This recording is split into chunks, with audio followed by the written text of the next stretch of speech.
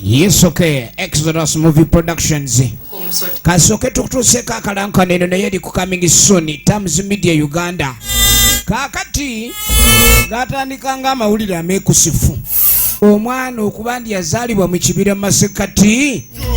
Kumbe yali olubuto lwa musambwa. Era emisambwa ne girayira okubandi mu mwana ono mwe gina okubandi mwe gikolera. Ne gimutangira obutaddamu kuyingira kibira. Akomunku on coming soon. Akomunku bakalengedde. Kabadde munku.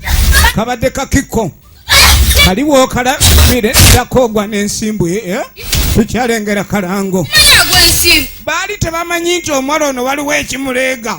Kumbe mu kuzaalibwa kwe yazaalibwa mu kibira ky'emisambwa. Talina kuddayo kumala gaddayo. Era olugambo lwali lutambulanga. Omwami yali yawasa omuwala ono omubala gava ennyo nga tamanyi nti aliko emisambwa giri egy'omunku.